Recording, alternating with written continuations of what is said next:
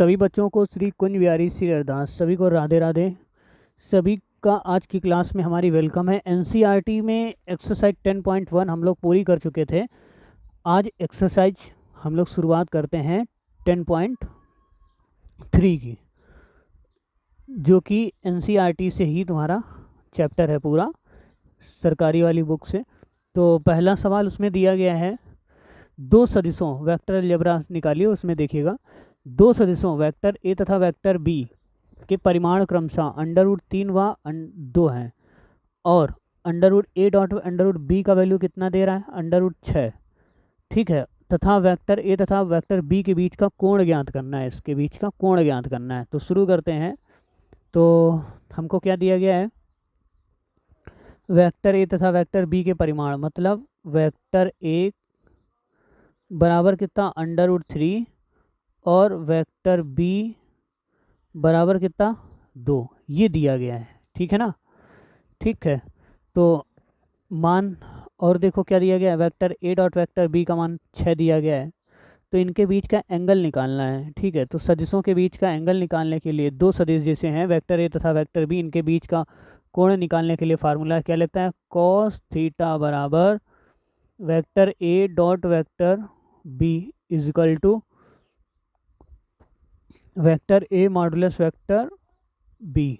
ठीक है, ये निकालना है। तो देखो, ए वेक्टर इसका मान कितना दिया गया है, √6, और इन दोनों का मापांक कितना, √3 गुणे कितना, 2। अच्छा, ये जो √6 इसको कैसे लिख सकते हैं, √3 गुणे √2 ऐसे लिख सकते हैं ना।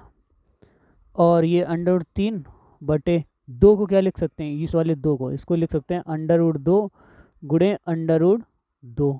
ठीक है, तो √3 से ये खत्म, √2 से ये खत्म, बचा कितना, 1 बटा √ कितना, 2। ठीक, तो कॉस थीटा के बराबर ये आ गया, कॉस थीटा बराबर आ गया 1/√2। और कॉस थीटा में √2 मान किसका होता है, π/4, 45 का है ना।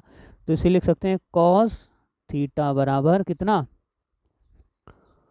कॉस π/4। कॉस से कॉस खत्म, तो थीटा बराबर कितना आ गया, π/4। ठीक है ना, आ गई ना बात समझ में। दो वेक्टरों के बीच का जो एंगल आया वो आ गया आपका। ठीक, अगला सवाल देखो। अगला सवाल है आपका, लिखा हुआ है, दो सदिशों i cap -2 j cap plus 3 k cap और 3i cap -2 j cap plus k cap के बीच का कोण ज्ञात करो। ठीक है, इनके बीच का कोण ज्ञात करना है। तो हमें कोण ज्ञात करने के लिए हमें क्या करना होगा कि इनका मॉडुलस ज्ञात करना होगा, इनका मॉडुलस ज्ञात करना होगा। ठीक है, मान लो कि इसको क्या माना, ए, इसको मान लेते हैं बी। तो वेक्टर ए बराबर हमने क्या माना, i cap -2 j cap plus 3 k cap. ठीक है, अब और वेक्टर बी बराबर हमने क्या माना, 3i cap -2 j cap plus k cap. ठीक है, इनके बीच का कोण निकालना है। तो इनके बीच के कोण निकालने के लिए वेक्टर ए मॉडुलस बराबर इनका मापांक निकालेंगे, क्या आएगा बेटा, i का गुणज, j का गुणज और k का गुणज, इन तीनों का गुणज का स्क्वायर निकालेंगे। तो 1 का स्क्वायर, फिर प्लस -2 का स्क्वायर और प्लस 3 का स्क्वायर, क्या आ जाएगा, √1 प्लस 2 दूनी कितना हुआ 4, 3 त्रिका कितना हुआ 9। Vector A modulus is equal to कितना आ गया भैया, इनको जोड़ो, √14 आ गया कि नहीं आ गया। ठीक है, अब वेक्टर बी का मॉडुलस निकालो, वेक्टर बी का मापांक निकालो, क्या आ जाएगा, √3 का स्क्वायर, फिर -2 का स्क्वायर और प्लस 1 का स्क्वायर, क्या आ जाएगा भाई, देखो जरा, 3 त्रिका 9 प्लस 2 दूनी 4 प्लस 1 एकम 1, कितना जोड़ दो, कितना, √14 वेक्टर बी इक्वल टू √14। अब देखो, अब निकाल, और हमें क्या निकालना पड़ेगा, vector A dot vector B निकालना पड़ेगा। तो vector A dot vector B का कैसे करेंगे, पहले वेक्टर ए का मान और डॉट वेक्टर बी का मान गुणा करेंगे। वेक्टर ए का मान कितना है, ये देखो दिया गया तुम्हारा है, कितना दिया जा रहा है, देखो I cap minus 2 J cap plus 3 के कैप, फिर डॉट बी का वैल्यू क्या रखेंगे, यहाँ से रख देते हैं, ठीक है, 3 आई कैप माइनस 2 जे कैप प्लस के कैप। चलो गुणा करते हैं, इसका इसमें गुणा करेंगे, क्या आएगा, vector A dot vector B बराबर, इसका मान रखेंगे कितना आएगा 3, ठीक है, 3 इंटू आई कैप गुणे आई कैप करेंगे, क्या आएगा मान 1, फिर प्लस, फिर इसका गुणा करेंगे माइनस का 2 गुणे माइनस का 2 जे का गुणा, ठीक है, प्लस के वाले में क्या करेंगे 3 गुणे 1 करेंगे, कितना 3 2 दूनी 4 प्लस 3 3 दूनी 6 4 कितना हो गया 10, vector A dot vector B is equal to कितना हो गया 10, ठीक। जरा देखो ए मॉडुलस का मान कितना है √14, बी मॉडुलस का मान कितना है √14 और vector A dot vector B का मान कितना आ गया 10। अब सूत्र से सूत्र लगाएंगे ना, कौन सा, कॉस थीटा बराबर, अभी हम लोग लगा के आए, क्या होता है vector A dot vector B बटे क्या लिखेंगे, vector A modulus dot vector B modulus is equal to, इसका मान कितना है लिखा है 10 बटे, इसका मान क्या आ जाएगा √14 गुणे अंडर रूट कितना 14, गुणा कर देंगे 10 बटे कितना 14, 2 से कटो 5 बटे 7, तो कॉस थीटा का मान आया कितना, कॉस थीटा बराबर कितना आ गया 5 बटे 7, या फिर इसी को लिख सकते हैं theta is equal to cos inverse कितना 5 बटे 7, ठीक है, 5 बटे 7, आ गई ना बात समझ में, ये उसका हो गया आंसर, ठीक। अगला सवाल देखो, लिखा है 3 नंबर, सदिशों आई कैप प्लस जे कैप पर सदिश आई कैप माइनस जे कैप का प्रक्षेप ज्ञात करो। तो इसको क्या मानते हैं, इस टोटल इसको मान लेते हैं वेक्टर ए और इसको मान लेते हैं वेक्टर बी, ठीक है, कलर चेंज कर लें थोड़ा सा अच्छा दिखेगा, ठीक। तो इन पर प्रक्षेप ज्ञात करना है। देखो सूत्र क्या लिखेंगे, सदिश वेक्टर ए का वेक्टर बी पर प्रक्षेप बराबर क्या आएगा, vector A dot vector B upon कितना वेक्टर बी मॉडुलस, इसका मान निकालना है। चलो तो सबसे पहले ए डॉट और बी डॉट का मान निकाल लेते हैं, या फिर ऐसे लिखते चलो, देखो आई कैप माइनस क्या जे कैप, ए का मान रख दिया इंटू बी का मान क्या रखेंगे आई कैप माइनस कितना जे कैप, ठीक है, बटे इसका मापांक लिखेंगे बी का मापांक, तो बी का मापांक क्या आएगा बताओ, बी वाले का मापांक क्या आएगा 1 का स्क्वायर और प्लस कितना 1 का स्क्वायर, है ना। इसका इसमें सीधे सीधे गुणा करेंगे, क्या आएगा यहाँ पर 1, फिर इसका इसमें गुणा करेंगे क्या आ जाएगा माइनस का 1, ठीक। दोनों को क्या करेंगे, ये प्लस का है भैया, ये वैल्यू प्लस की है, ये सॉरी बी वाला प्लस का है ना, है तो दोनों एक ही, एक कोई लिख देना। तो इधर क्या आ गया √2 बराबर, ऊपर 0 हो गया ना, 0 बटे √2 क्या हो गया पूरा 0 ही आ गया, किसके बराबर में, ये कॉस थीटा के बराबर। कॉस 0 का मान क्या होता है,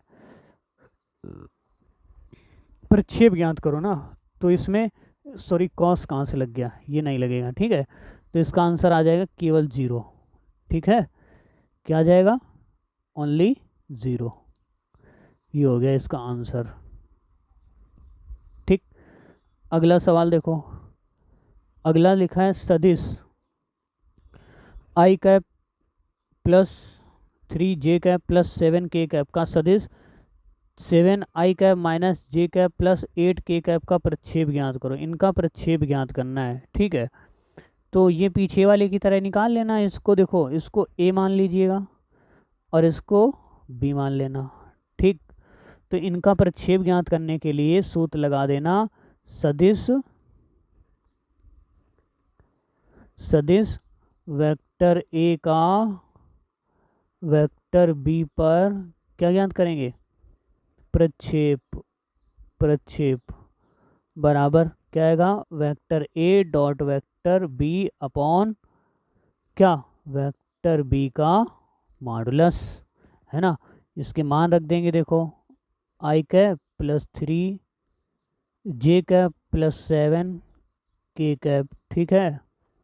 और इनटू इसका रखेंगे 7 i cap minus J cap plus 8 के कैप, ठीक, बटे वेक्टर बी का मान कितना आ जाएगा, वेक्टर बी का मान आएगा क्या, 7 का स्क्वायर प्लस -1 का स्क्वायर और प्लस 8 का स्क्वायर बराबर, इसका इसमें गुणा करो कितना आया 7, इसका इसमें गुणा करो कितना आया -3, इसका इसमें गुणा करो कितना आया 8 सत्ते 56 बटे इसका मान कितना आ गया भैया 7 सत्ते 49 प्लस 1 प्लस 88 64, ठीक। इनको जोड़ घटा लो, इसमें कितने आए 63, 63 में 3 कम कर दो, कितने बच गए तुम्हारे 60 बटे इनको जोड़ दो 50 और ये कितना हुआ 4, ये हुआ 50 और इसको जोड़ दो कितना हुआ यहाँ पे 4 और 6 5 कितने हो गए 11 √114, ठीक। तो ये हो गया आपका क्या आंसर। अगला सवाल देखो, अगला सवाल है दिखाइए कि दिए हुए निम्नलिखित 3 सदिशों में से प्रत्येक मात्रक सदिश है। अब इनको मात्रक सदिश ज्ञात करने के लिए मात्रक सदिश, और यह भी दिखाइए कि ये सदिश जो हैं एक दूसरे के परस्पर क्या है लंबवत। देखो पहले वाले को वेक्टर ए का मान मानो, ये वेक्टर ए का मान, फिर इसको मानो ये वेक्टर बी का मान, और इसको मान लेते हैं क्या वेक्टर सी का मान, ठीक है। अब देखो तीनों ऐसा मानने के बाद में इनके निकालो परिमाण निकालें। परिमाण निकालने के लिए क्या करना होगा कि सबसे पहले हमें क्या करना होगा, देखो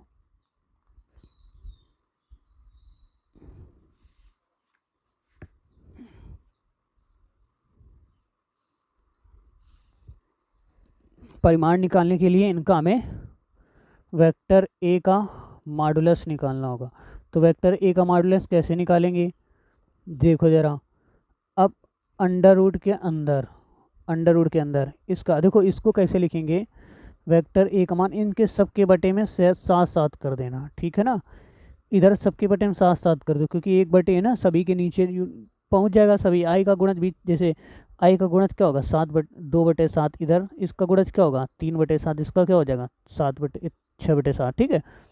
तो इनका स्क्वायर निकालेंगे, कैसे निकालेंगे, पहले का 2/7 का स्क्वायर, फिर 3/7 का क्या स्क्वायर, प्लस 6/7 का क्या होगा स्क्वायर। निकाल दो ज़रा, निकालो। तो 1/7 बाहर निकाल लो चाहो तो, है ना। वैसे बिना बटे में लाए भी कर सकते हो। 2 दूनी कितना हुआ 4, 3 त्रिका 9, 6 36 बराबर कितना है 1/7 और इसका मान क्या आ जाएगा 49, ठीक है। और 1 तो ये तुम्हारा 1/7 पहले से हो, इसका मान हो जाएगा अंडर रूट वाले का 7, तो ये से ये खत्म, बचा कितना 1 बचा ना। किसका मान आया 1, अंडर मॉडुलस वेक्टर ए का मान 1 आ गया, ठीक है।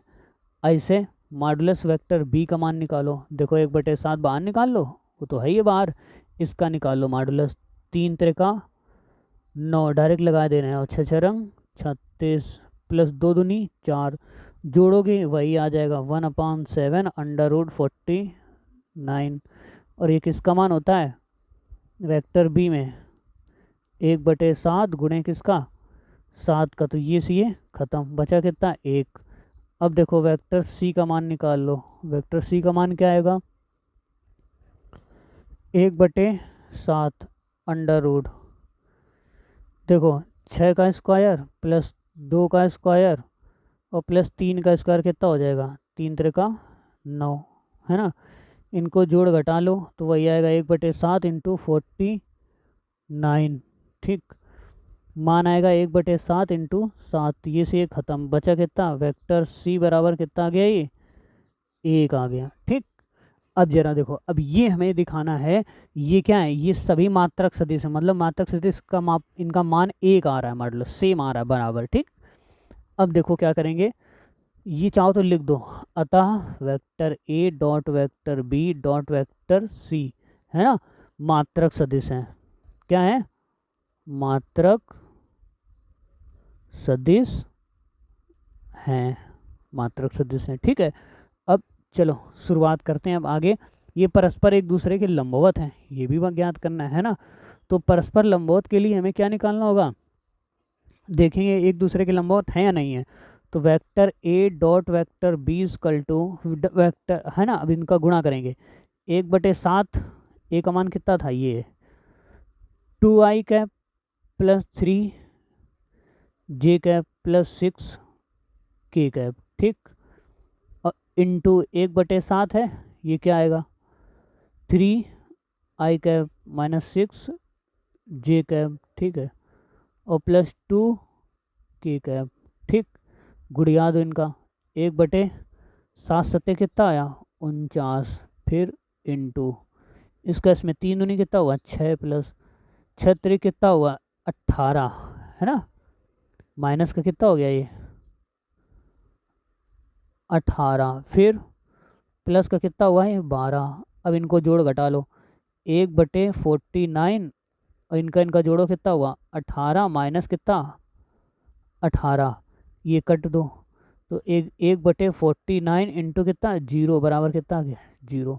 तो ये क्या है, इसका ये मतलब है कि ये दोनों एक दूसरे के परस्पर क्या होंगे लंबवत होंगे। ठीक, अगला सवाल देखो, लिखा हुआ है 6 नंबर सवाल है, vector A plus vector B और into vector A dot vector B बराबर कितना है 8। मापांक ए का मापांक 8 दे रहा है, बी का मापांक अच्छा ए का मापांक 8 वेक्टर बी हो तो ए का एवं बी का मान ज्ञात करना है। ठीक है, हो जाएगा, देखो कैसे, देखो vector A plus vector B, है ना, और इनका vector A minus vector B, इनका मान कितना आया 8। ठीक, अब चलो इनका गुणा करते हैं इसी में। देखो पहले ये इसका ए में गुणा, फिर इसका बी में गुणा, फिर बी का ए में गुणा, फिर बी का बी में गुणा करेंगे, जरा क्या आएगा देखो, vector A dot vector B minus vector A dot vector B.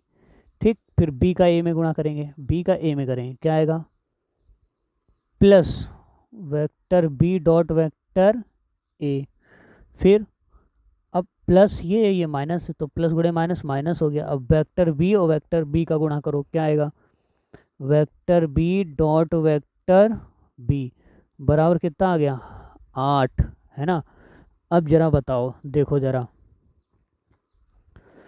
क्योंकि आप ये जानते हो क्या vector A dot vector B और बराबर vector B dot vector A, बात एक ही है ना। और तो ये दोनों अगर बात एक ही है तो ये दोनों क्या हो जाएंगे कट, है ना। तो इधर इसका मान कितना बचा, ये वेक्टर ए डॉट वेक्टर ए है यहाँ पर ए। ठीक, तो इनका मान क्या आएगा वेक्टर ए डॉट वेक्टर ए, इसका मान लिखेंगे वेक्टर ए मॉडुलस का स्क्वायर माइनस इसका मान क्या आएगा वेक्टर बी मॉडुलस का स्क्वायर बराबर कितना आ गया 8 दिया गया है जो तुम्हें। अब देखो इसका तो 8 आ गया, लेकिन आपको इस सवाल में क्या दिया जा रहा है वेक्टर ए की जगह पर क्या लिखना है हमें 8b। तो ए की जगह पर अगर हम लोग यहाँ पर लिखेंगे ए की जगह पर तो इधर क्या आ जाएगा 8 का स्क्वायर 88 64 और वेक्टर बी का क्या हो जाएगा स्क्वायर, क्योंकि ये मान दिया जा रहा है ना। माइनस कितना आया ये वेक्टर बी का, वेक्टर बी ठीक बराबर कितना है ये 8। ठीक, इसका मान क्या करेंगे, इसको इसमें घटा दो, कितना है 63। 63 वेक्टर बी बराबर कितना है 8। अब जरा देखो वेक्टर बी स्क्वायर है यहाँ पर, वेक्टर बी का स्क्वायर बराबर कितना आ सकता है 8/63। ठीक, अब वही वेक्टर बी का मान आ सकता है कितना √8/63। ठीक, तो बी का मान आ गया, ये बी का मान अपना आ गया। अब ए का मान कैसे निकालेंगे, ए का मान तुम्हें दे रहा है कितना, इसके बराबर, मतलब बी वाले में 8 का गुणा कर दो तो ये ए का मान आ जाएगा।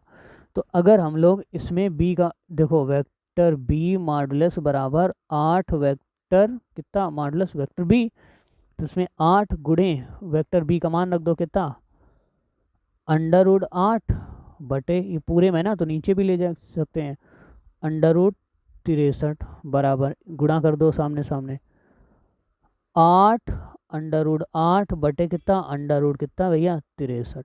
ठीक, तो ए का मान तो ये आ गया, ये वेक्टर ए का मान तो तुम्हारा ये आ गया और बी का मान हो गया ये, दोनों हो गए तुम्हारे आंसर। अगला सवाल देखो, लिखा हुआ है 3 vector A minus 5 vector B dot vector 2a plus 7 vector B का मान ज्ञात करना है। तो ये तो आप अपने मन से कर सकते हो, ठीक है, क्योंकि देखो इसका और इसका गुणा होना है, पहले इसका इसमें करना फिर इसका इसमें मल्टीप्लाई करना, ठीक है, और इसके बाद में फिर इसका इसमें मल्टीप्लाई और इसका इसमें मल्टीप्लाई कर देना। ठीक है, तो कर लोगे या नहीं कर लोगे बताओ। ठीक है, तो अगर आप कर लो तो फिर हम छोड़ें, स्किप करें, इसको आगे बढ़ाएं, न कर पाओ तो हम करें फिर, चलो कर देते हैं फिर, है ना। तो नहीं कर लेना यार अपने मन से, ठीक सभी लोग, हटाओ। अगला सवाल देखो, 9 नंबर कहाँ से आ गया, 8वां देखो पहले, देखो लिखा है 2 सदिशों वेक्टर ए तथा वेक्टर बी के परिमाण ज्ञात करो, यदि इनकी परिमाण समान है तो इनके बीच का कोण कितना 60 अंश है, तो इनका अदिश गुणनफल इतना है। ठीक, शुरू करते हैं, देखो जरा कॉस थीटा बराबर क्या होगा, कॉस थीटा बराबर होगा vector A dot vector B बटे क्या आएगा vector A dot vector B. ठीक, ठीक है, अब थीटा बराबर कितना दे रहा है 60 अंश, थीटा बराबर 60 अंश दे रहा है, और वेक्टर ए इनका इनका अदिश गुणनफल मतलब vector A dot vector B का मान कितना 1/2। ठीक है, और लिखा है इनके परिमाण ज्ञात करो, यदि उनके परिमाण समान है मतलब वेक्टर ए जितना है का मापांक और वेक्टर बी का मापांक वो दोनों क्या है सेम है, तब हमको क्या ज्ञात करना है, इनके अदिश गुणनफल इतना है तो इन ए और बी के मान ज्ञात करना है तुमको। ठीक है, चलो शुरू करते हैं, देखो यहाँ पे थीटा का मान रखो cos 60 अंश, भाई इसमें मान रखते हैं cos 60 अंश बराबर vector A dot vector B का मान कितना है 1/2 रख दिया।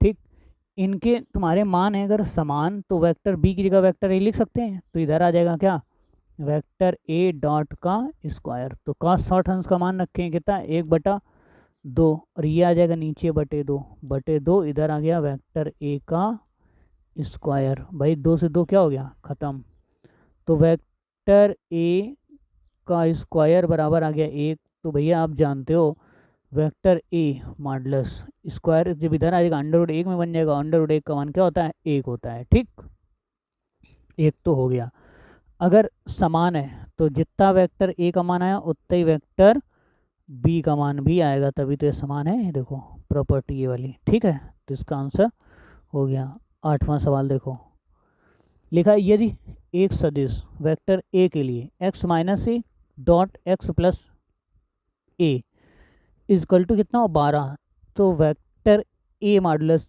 वैल्यू फाइंड करनी है, कैसे करेंगे देखो जरा, शुरू करते हैं।